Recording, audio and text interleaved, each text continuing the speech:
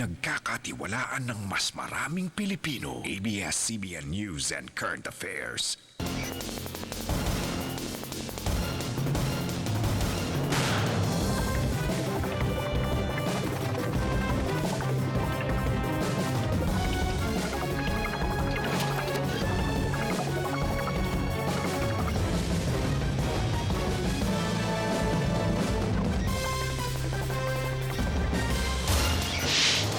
Davao, Mindanao, Pilipinas, ug tibuok kalibutan.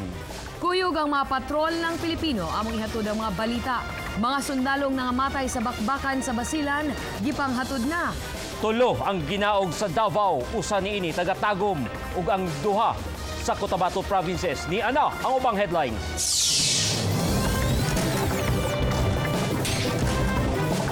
Buntis nga empleyado, gipatay sulod sa ilang opisina. Uganti nga overstaying alien, nadakpan na. Lalaki, gidunggab. Kauban sa nagdunggab, nadakpan. Gikulata. Mga progresibong grupo, nagmarcha protesta para pangayon ang hustisya sa gipatayng pari. Ug Centro East, ug mga volunteer, nakatanom na og kapin 170,000 ka mga similya sa kahoy diya sa Barangay Lamanan, Davao City. Gikan sa ABS-CBN Davao News Center. Kini ang TV Patrol Southern Mindanao. Maayong hapon kapamilya. Pugante sa Bureau of Immigration nga usa ka Indonesian-American nadakpan na nagapatrol. Rodrey Salas. Nadakpan na sa joint operation sa National Bureau of Investigation, Bureau of Immigration Davao ug Manila ug Davao City Police ang pugante nga si Tigor Hasungan Sianipar sa balay sa iyang amigo diya sa Vincent Heights Subdivision, Barangay Alyongto, Davao City. Si Tigor mipuga gikan sa selda sa Bureau of Immigration niadtong Lunes sa kadlawon. Giangkon niini nga iyang amigo ang naghatag kaniya og gabas nga mo'y iyang giputol sa rehas. Well, obviously, I wanted to be free. I was tired of being in a 5x7 cell. We have to tighten and to maybe to add the personnel. I think we have to have around the clock if we have detainees. Sa pagkaaresto kang Tigor, gibulgar niini nga gawas nga may gasto siya para sa legal nga proseso. Nasab siya gipangsuhulan para makagawas. Apil kini sa investigasyon sa National Bureau of Investigation. I applied for bail. I hired attorneys. I paid people who said they could help me.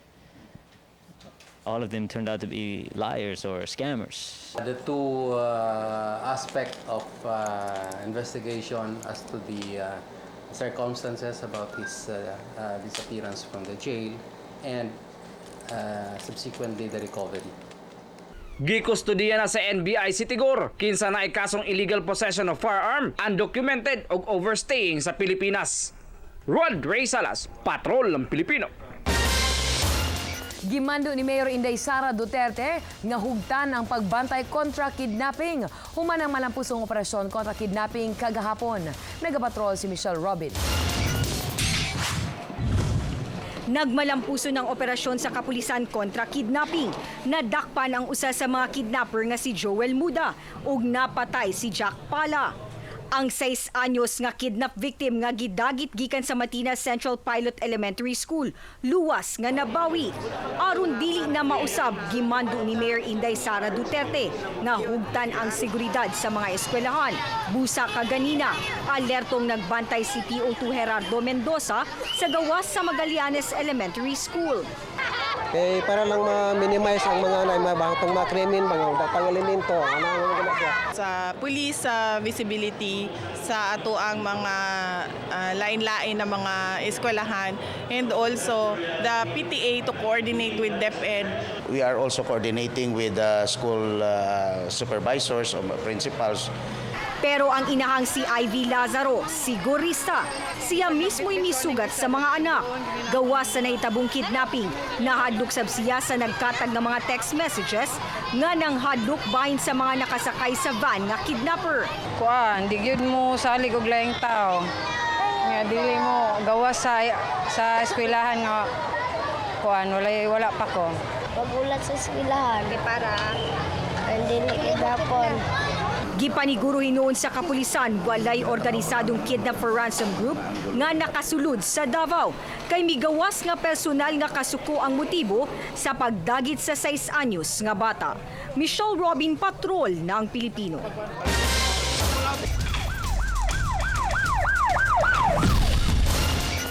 Labihang bunuga sa usa ka lalaki dihang siya ay gipahimungtan sa mga barkada sa lalaking gidunggab. Nagapatrol, Diana Huaban.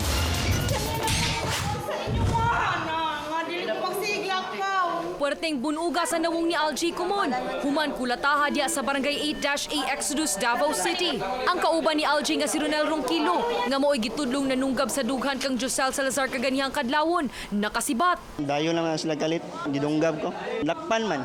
Ako anak dili na grade 1, graduating na nag-college. Labihang sukuha sa inahang si Carmi Kumon nga gikulata ang iyang anak. Labi na dihang misumbong si Algie nga mga tanod ang mikulata. Barangay kapitan o barangay tanod kay gipakuan daw siya. Gipabutang daw hinung siya sa dapli og gipakulata. Sige. Paggawas giduol duha kabog, iyang giistoryahan na problema bag. Tikhan dari tunin, Duwa na sila. Ayang kauban, pagdagan nila gipasa ang kutsilyo siya. Desidido mupasaka og kaso ang pamilya Kumon. Mupasaka sa og kaso ang gidunggab. Gidala sa Southern Philippines Medical Center si Algie aron matambalan. Diana Huaban, Patrol ng Pilipino. Daghang papremyo og alap fiesta o malap fiesta ang kalingawan. Ang giandam sa Kapamilya Mas Winner Ka alang sa ilang ikaupat nga anibersaryo karong adlawng Sabado o ugmang adlaw. At ang isab kung kinsa ang swerteng player nga makadawat sa 40,000 pesos plus libreng suroy sa Manila Isip Studio audience sa mga bidang game shows. Mubida sab ang mga daycare centers ug eskwelahan nga napiling tabangan para sa kabataan Winner Ka busa at angi karong Sabado ug mga adlaw alas 9:30 sa buntag. Magpadayon ang selebrasyon sa Kapamilya Mas Winner Ka para sa ilang anibersaryo ugma sa Gaysana Mall of Davao alas 2 sa hapon kauban ang cast sa teleseryeng Nasaan Ka, Elisa.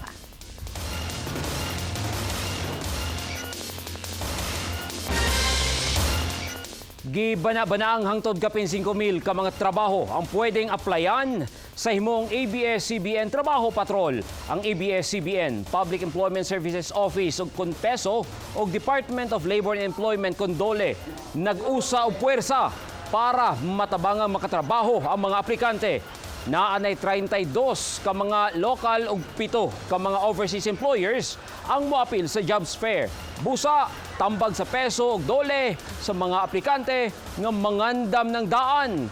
Himuon ang ABS-CBN Trabaho Patrol karong Oktubre 28 ning tuiga sa NCCC Mall Activity Area o Center. Magsugod alas 8 sa buntag hangtod alas 5 sa hapon. Prepared dapat sila as usual. Pag-abot dito, ready na sila. They look good and resumes na ana. And of course, mentally ready sila for the interview. Ang target namo is maka-reach me og 5,000 job vacancies.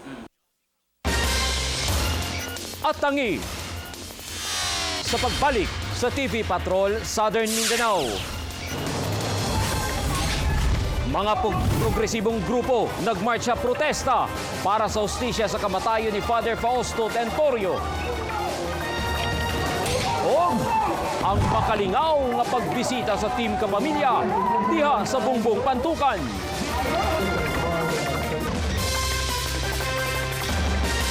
Kining bahina hatod kaninyo sa BDO. We find ways. Your life together. Your retirement. We at BDO can help you reach your goals through savings and investments. Because together, we find ways. Diabetes runs in the family. Si Lola, bilis lumabo ng mata. That's why I watch what I eat. I'm so glad there's red juice. 30 natural fruits and vegetables help nourish and cleanse the body. Now, I reduce to that.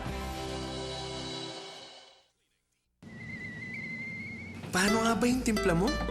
Nescafe Classic muna. Tamang-tapang lang, no? Medyo sweet. Creamy. Eto, may cinnamon pa. Para mas masarap ang I love you. Ma? Buha mo, ha? Gawin mong timpla niya dahil love mo siya. Nescafe Classic. Nagsigig ulan, daghang stagnant water. Suddenly, lukup ng sakit. Suddenly, outbreak. Igo pa ba ang iyang proteksyon? Pagsilin adlaw-adlaw. Most prescribed by doctors, batok sa grabing suddenly. Silin, protektodo, bisag unsang panahon. Anumang panahon, napapadalas ang stress dahil sa pagod at puyat. Kaya naman, it's important to think of ways to stay cool and comfortable. Pero dapat pasok sa budget, like using an energy-efficient aircon to relax and unwind. Beat the heat with GE Window Aircon. It's up to 13% more energy efficient because of its power save mode and no drip system. Feel cool with GE. Imagination at work. Kining bahina, hatod kaninyo sa GE Appliances.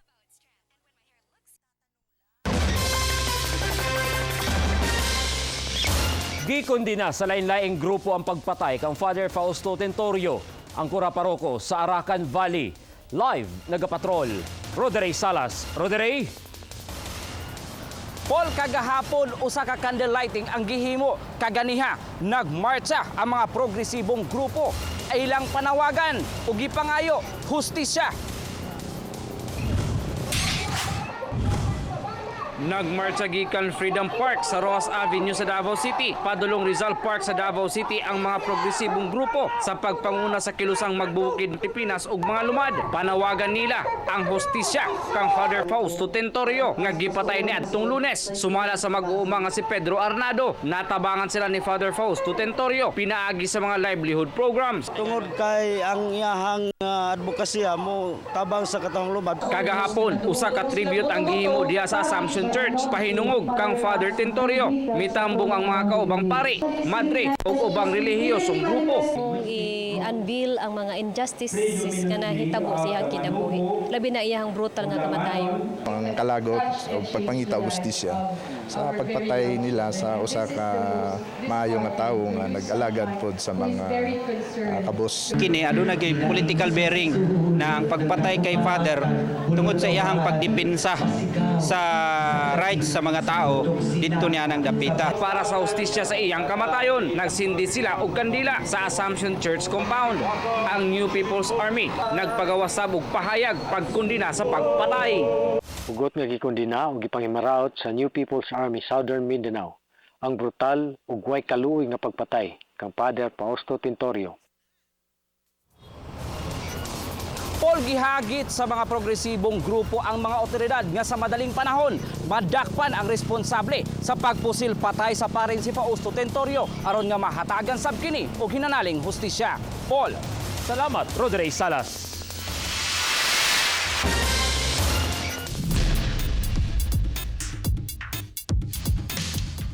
Nadugangan ang kagbibo sa Barangay Bongbong lungsod sa Pantukan atol sa Sinamay Festival ug araw ng Barangay Bongbong. Dihang midayo ug nakigdula og basketball ang team kapamilya sa ABS-CBN atol sa exhibition game. Nagpakita sa kahawd ang mga basketballista sa Barangay Bongbong. Miarangkada ang score sa taga Bongbong ug sa pagtapos sa dula miabot ang score sa 75. Samtang 38 puntos lang ang sa team kapamilya. Gawas nga malipayon ang taga-Bongbong sa ilang kadaugan. Gidalhan pa sila og dugang lingaw sa MOR 101.1 pinagi nila Inday Tanini ug Mario Pindoco nga nagpadula og naay mga papremyo gikan sa ABS-CBN Davao.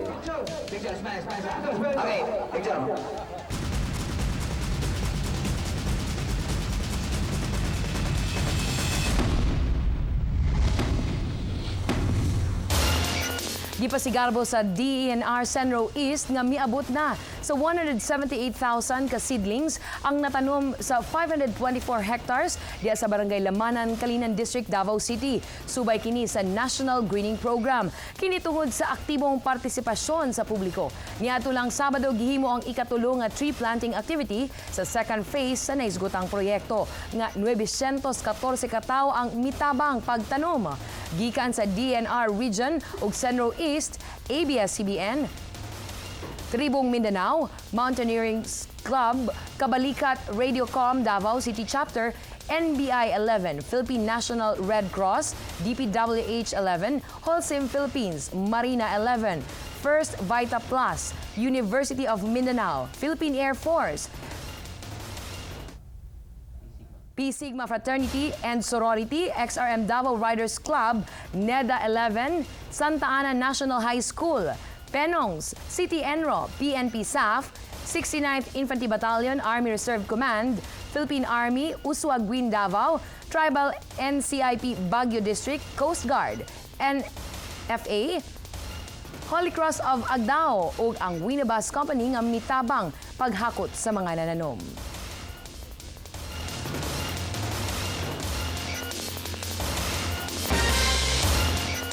Kapamilya, magpakabanata kung na kay mga picture, kon litrato o ka-video sa mga nahimo sa inyong komunidad para mapugnan ang global warming. Itawag kini sa telephone number 296-1911 ug sa phone number 0905-900-6006 o i-email sa tvpatrolsm@gmail.com ug i-post sa atong official Facebook page nga TV Patrol Southern Mindanao. Pwede sa bubisita din sa ABS-CBN Davao News Department, Broadcast Avenue, Matina Hills, Davao City. Musunod sa pagbalik sa TV Patrol Southern Mindanao.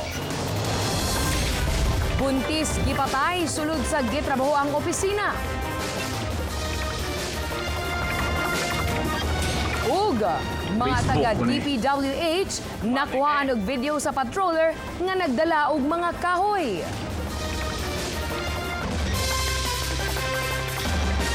Bahina hatod kaninyo sa new improved Wings. Walang amoy kahit sa loob isampay. Ayoko na mabaho!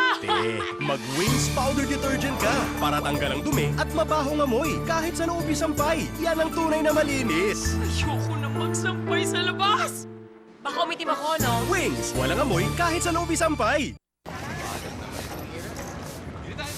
Ang aga-aga ang bitter. Gawin natin yang sweeter. Good morning sa inyo. Sweet and mild ang kasama ko. Tamis na iyong atin. Umaga ay walang pait. Good morning sa New Nescafe 3-in-1 Sweet and Mild. Mga kapamilyang bida, it's time for Bida Kapamilya! Ang cast na nasan kaisa dili sa Davao, Morampa. Karong Oktubre 22 sa Gaisa ng Morampa. Si Melissa Ricks, tuyog ang uban pa ang paboritong kapamilya. Makisadya kaninyo sa Bida Kapamilya. At ang Anumang panahon, ang mga Pinoy mahilig sa malamig na refreshments gaya ng ice candy, halo-halo, at ice cream. Kaya dapat may maaasahan kang freezers gaya ng GE Freezers, ang #1 trusted brand. At ngayon, available na rin in an upright design na swak sa mga space conscious. Talaga namang cool na cool ka anytime with GE Freezers. GE, imagination at work. Kining bahina, hatod kaninyo sa GE Appliances.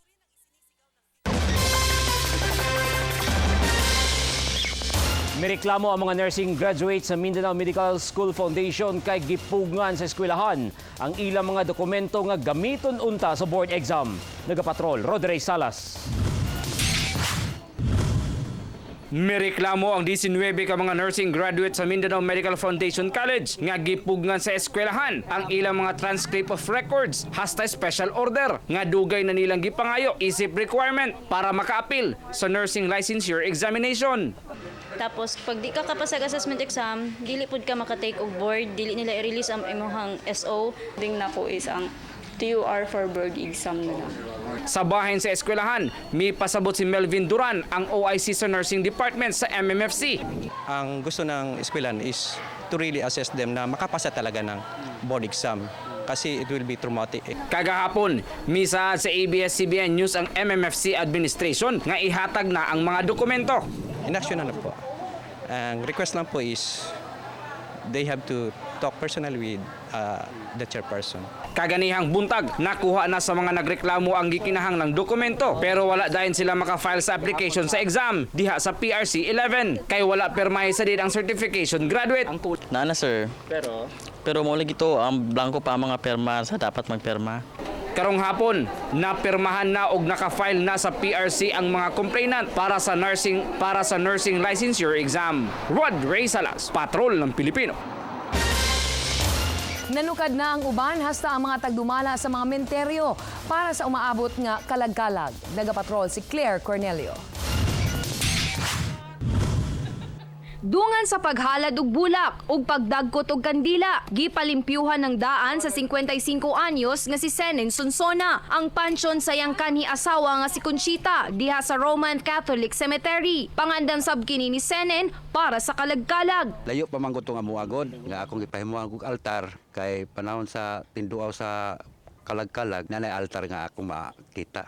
Gipinturahan na sab ni Michael Isguera kining mausoleo. 150 pesos ngadto sa 300 pesos ang iyang singil kada pansyon. Pintura, 2.5 ni siya. Dako man. Sa gawa sa sementeryo, nangandam na sab ang mga naninda og bulak. Bisan layo pa ang kalag-kalag. Klase-klase na sa bulak ang nakadisplay. Sama sa chrysanthemum, orchids, anthurium ug uban pa. Sunod semana, mao na namong tigkumpra sa mga kandila. Bulak, mao na pinakakusog. Rose, orchids, santorium, mao na pinakamahal. Sa Wireless Public Cemetery, giundangan na ang operasyon sa paghabwa sa mga bukog o pagbalbag sa mga pansyon. Kapin 7,000 ka mga kalabira ang gihabwa kay himuon kini nga modernong sementeryo. Sa Buhangin Memorial Park, gipanglimpyuhan o gipampulihan na nila ang suga sa mga lampposts.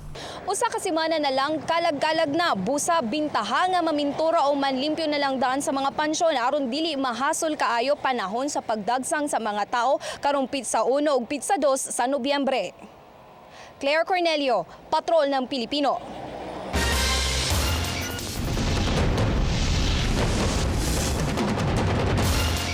Nakuhaan og video sa usa ka patroller sa Compostela Valley.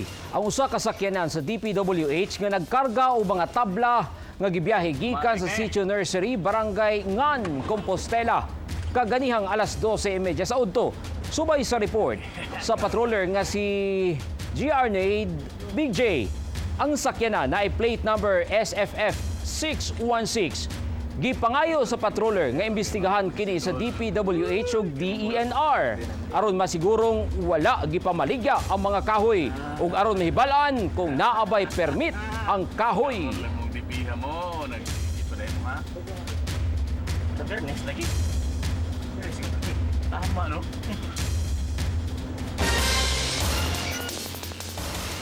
Kapamilya, ipasibaw ang inyong mga opinyon, ipahibalo ang mga problema og isyu sa komunidad dinhi sa Bantay Patrol. Pinagi sa Facebook, i-like ang Facebook page sa TV Patrol Southern Mindanao ug dinhi ninyo i-post ang mga picture o kaha video.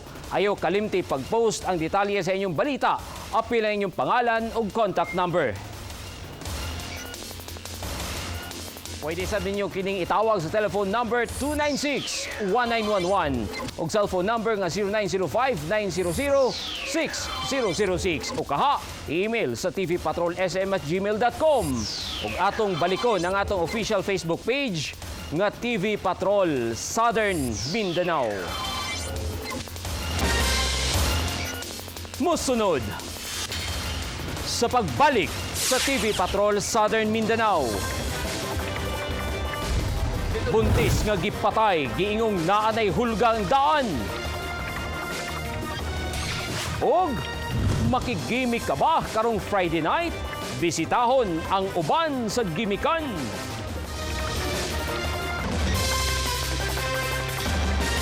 Keep on doing the things you love. Drink Enervon Prime. There is just no retiring when your passion is never ending. Drink Enervon Prime with higher levels of mind and body nutrients to fuel you physically and mentally. So you can keep on doing the things you love. Passion never ends. Enervon Prime. Di na mo pugna na powers sa Sun Magic Zone, Mindanao. Kayang pinakabarato nga unlimited loads gikan sa Sun, maka-text na sa tanang net networks nationwide. Kinsira ang call and text unlimited nga naay 50 texts to all networks. Ug ang G's nga text unlimited naay 40 texts to all networks. Maabot na ang tanan kay kusog na kayo ang powers. Di ka mapildi diri. Mag-level up na sa Sun Magic Zone Mindanao. New Surf 5-in-1. May 5-in-1 na galing. Pwede pang manalo ng cash sa 5-in-1 Pamaskong Surpresa. Hanapin lang ang chip sa loob ng bawat pack. Malay mo, isa ka sa 5 winners ng 100,000 pesos. Mag-New Surf 5-in-1 na! Ang imong gipangita nga kahumot og proteksyong naaprubahan na. Naa sa Baygon Katol with Floral Scent. Isog batok sa lamok dengue. Ug adunay kahumot na siguradong magustuhan mo. Baygon Katol with Floral Scent. Kining bahina hatod kaninyo sa Baygon Scented Coil.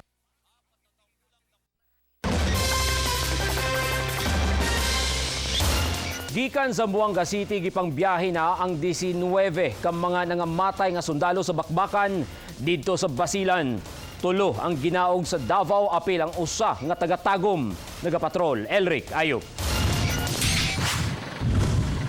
Naka-half-mast ang Tactical Operations Group sa Philippine Air Force sa Davao tungod sa kamatayon sa 19 ka mga sundalo sa Special Forces sa Albarca sa Basilan niadtong Martes. Pasado alauna kaganina, miabot ang C-130 nga nagdala sa mga nangamatayng sundalo. Gikanaog ang lawas ni Sergeant Bonifacio Mabalot sakop sa 13th SF nga taga-Tagum City. PFC Erwin Dequito, 8th SF Battalion, taga-Pigkawayan North Cotabato o Private Gary Colonia, nga taga-Tupi South Cotabato. Kitagaan sila og arrival honor. Perteng hilak ni Jennifer, asawa ni Sergeant Mabalot, sa kalit ng kamatayon sa bana nini. Pagdasal nyo na lang po kung ano po yung nangyari sa kanya, yung kung saan man siya ngayon, yun lang po yung hinihingi ko.